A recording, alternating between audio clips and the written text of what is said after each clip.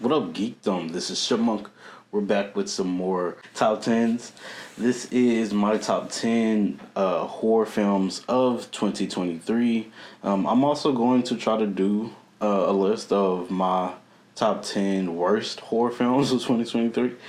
But yeah, today is just we're looking at the best ones, in my opinion. Of course, everyone's opinions of the top horror films is always going to be different. Everything is not going to be consistent between everyone. Definitely my top 10. And again, my top 10 is for movies that I have watched. There's a couple films that I'm still trying to see or wanting to see that I have not seen yet. This in 2023 that, like Influencer, I haven't watched that, which I really wanted to see. I think there was a movie called Deliver Us. I haven't seen that one yet. But there's a couple that I want to see that I haven't. But yeah.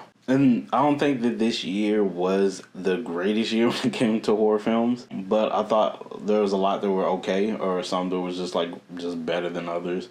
Some that I thought was okay, I'm gonna just mention as honorable mentions to me were Scream. It was okay. Scream was the 6, 7, whatever number we're on. I think we're on Scream 6. Scream 6 was okay. It wasn't one of my favorite movies of this year. I know a lot of people liked it, but to me, it was just okay. It wasn't all that spectacular of a film. Another one was Skinamarink.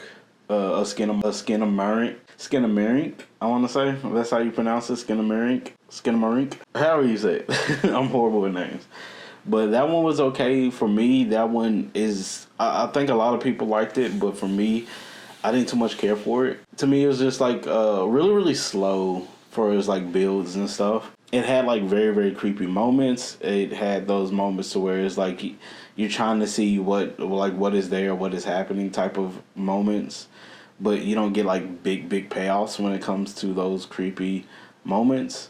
You will get a few of the scares, but they weren't big scares enough for me to care a lot about. But yeah, that movie was okay, but it wasn't too much of what I really, really care for.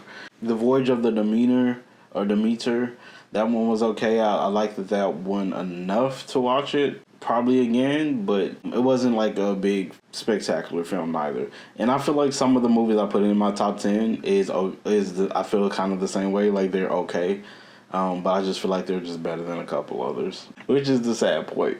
But these are my top 10 horror films. Number 10, Melum. Melum was an okay film. I didn't think it was all that great of a film, but I did enjoy it enough as far as just trying to figure out certain things that were happening and what was real and what was not. I tend to like those of trying to guess what is real in movies and what is the person's imagination, what is exactly happening. This is kind of a cult thing that was happening.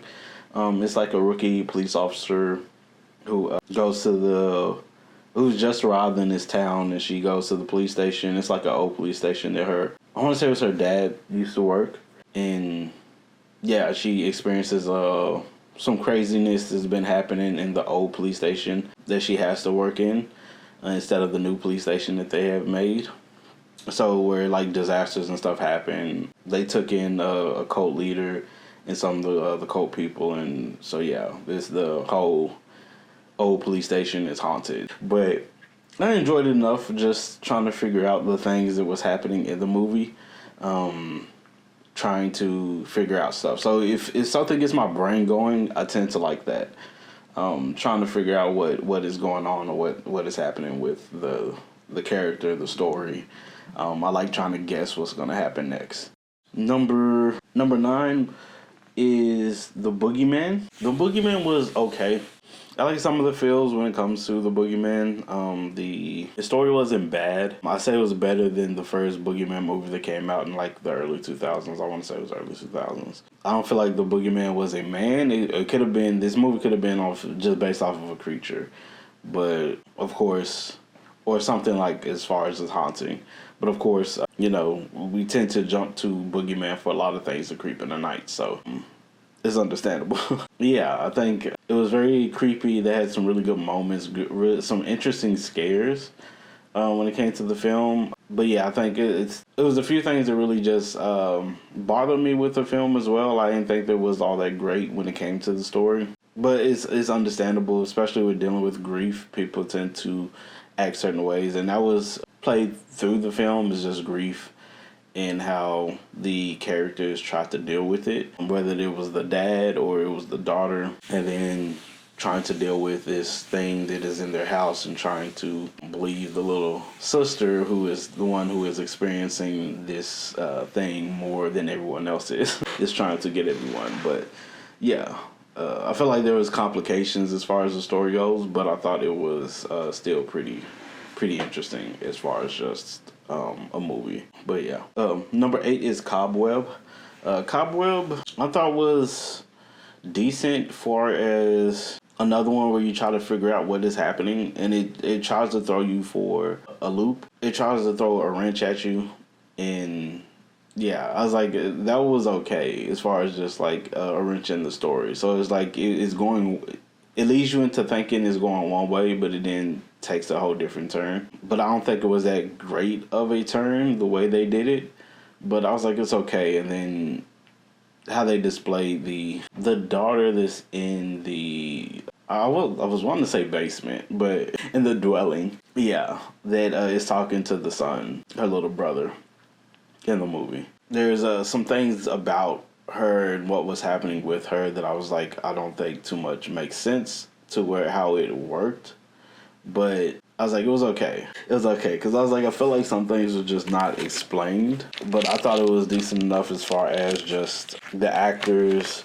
Some of the on-screen deaths were pretty interesting. Some of the scares were pretty interesting, but I kind of felt the same way with like Boogeyman and stuff. It wasn't that great of a film, but it was okay to watch and had like an interesting premise. Number 7 I had put as Evil Dead Rising. Yeah, Evil Dead Rising was pretty good for just an Evil Dead movie. I didn't think it was going to be all that great. I still don't think it was like the best when it came to like an Evil Dead movie. I still put it lower than the other, a few of the other films, but I thought it was still pretty interesting. The acting, the on-screen deaths. My favorite scene was the peephole scene. But yeah, it's a couple complications and stuff with the story as well that I was like, I didn't too much care for or understood. I wish it was linked to something that made more sense, but I was like, it was okay as far as just how they found the book, stuff like that. But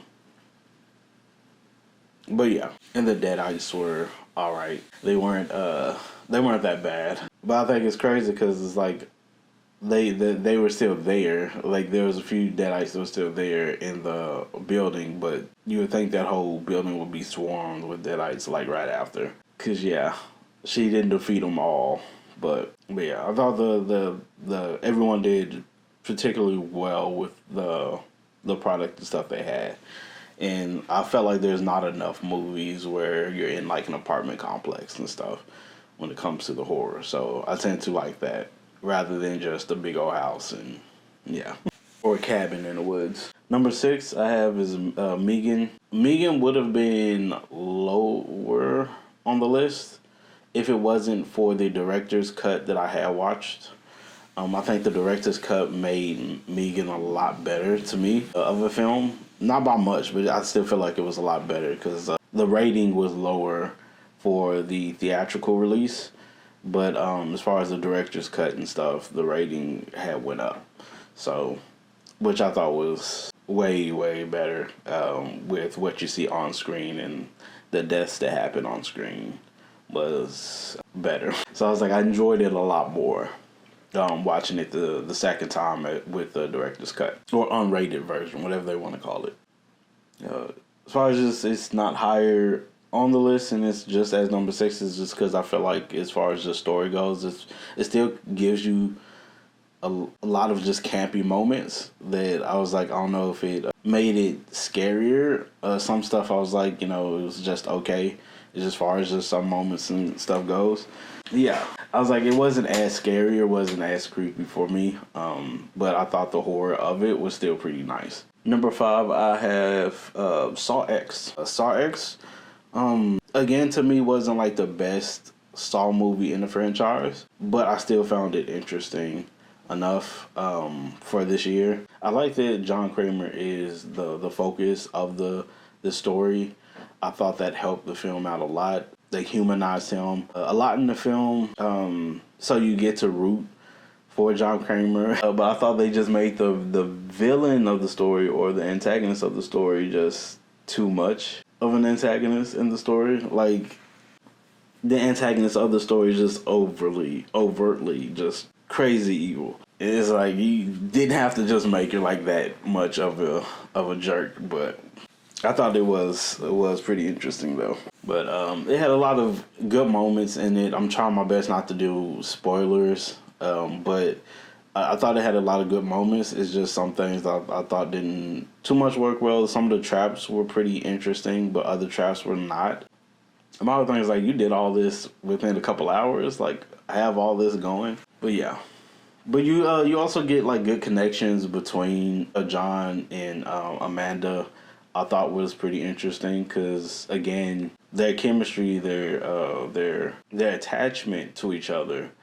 I didn't really too much understand when it came to the rest of the franchise. But I was like, they kind of lean into a little bit more in this one. So yeah, I just think that her character kind of changed a bit. I think there's still more to it that we can learn about Amanda, and I think the next one should be focused on Amanda and how she actually flips in the Saw franchise as far as her character and stuff, because she, to me, was different a bit in this movie than some of the other parts of the franchise. Number 4, I have The Angry Black Girl and Her Monster. This one was pretty interesting to me as far as just an original film goes. I think they took a lot as far as like Frankenstein and the Reanimator. And I kind of feel like it took a lot more of the Reanimator than anything else. But I thought it was still like an interesting story of this girl and her wanting to cure death. So that was just like the theme of the story, is her wanting to cure death. I kind of felt like that was the same thing with the Reanimator. I don't think he necessarily, I'm trying to remember because it's been a while since I've watched the Reanimator, because that one's an old film, but it kind of gave that same feeling. I want to say he kind of felt the same way.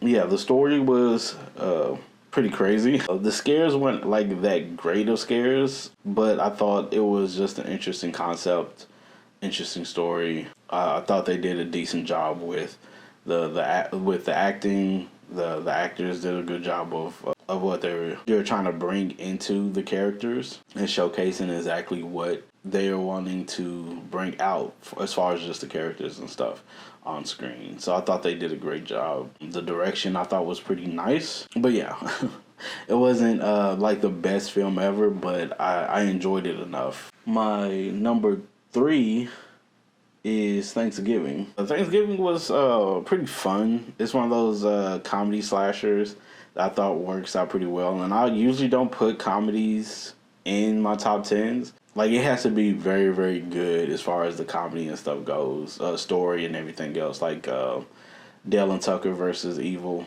I thought that was hilarious, and it worked pretty nicely with what they were trying to do. And it's hard to just find those comedy. Like, The Blackening was okay.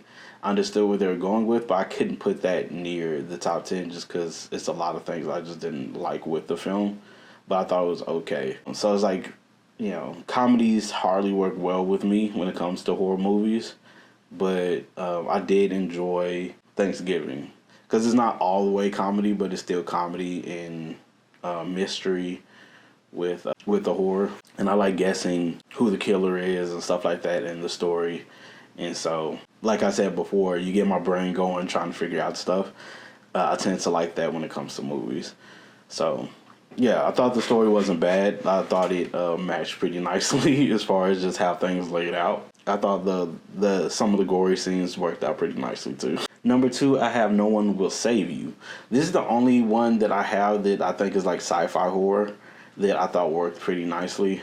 I don't usually put sci-fi horror that much into my list neither. Nor do I put like monster movies into my list of horror. I feel like those are separate categories in themselves, so I tend to not put those into my list. But I really did like this one because it was a lot of horrific moments, and No One Will Save You that I thought worked out pretty well. And yeah, this film, I definitely tell people they should watch it. I know it's not going to be everyone's cup of tea, but I like the fact that there's not a lot of like dialogue in this film, and everything is as far as how you learn things is based off emotions and just telling the story visually. I thought worked out pretty nicely because I did learn a lot about the character and learn a lot about the story based off of the visuals that they were showing. And I thought that was pretty awesome. But the scary moments and the crazy moments I thought worked out pretty well. I thought they did a great job with a lot of stuff. Is it practical as far as some of the scenes and stuff that was happening? I don't think so. I don't think she would have made it that far in the film as far as the character and stuff goes. But yeah, so it's like practical. I don't think it was as practical, but it worked out pretty nicely. And my number one for my top 10 is Talk to Me. I really did like Talk to Me a lot. That to me is the best film, best horror film of 2023. I know a lot of people put The Skin of Marink and stuff like that as far as just number one, but I think Talk to Me is so outstanding when it came to the acting, the horror when they brought it, those moments, of just creepiness. The story was just was told very well without cheapening moments. So it's like a lot of films that are in the same category tend to cheapen moments. I don't think Talk to Me does that, and it doesn't give you that heartful ending, everything's gonna be okay type of ending. It doesn't give you that neither. So it's like it's what I really like when it comes to horror films, and to me, like some of the best horror films.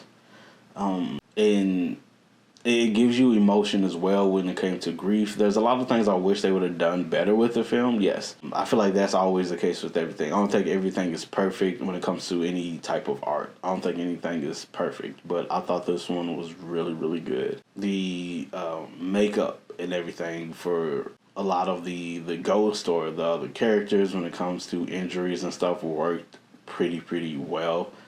Some things I wish they would have touched on a lot more between like relationships between certain people and stuff like that. I wish it would have been dived into a little bit more, but I understood what they were going for. It's probably stuff that they had to cut out, but I think it worked out pretty nicely. Yeah, especially the directors being YouTubers who made like very much like comedy action skits and stuff like that. Crazy, just ridiculous stuff. To come out with an awesome horror film is crazy. I hope they continue to make more great horror films or just any films in general, because I was like, I definitely continue to watch them.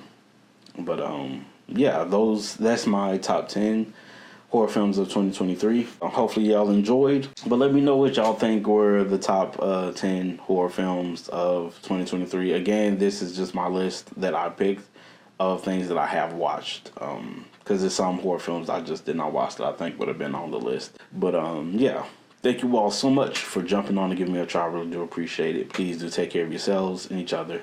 Peace, geekdom.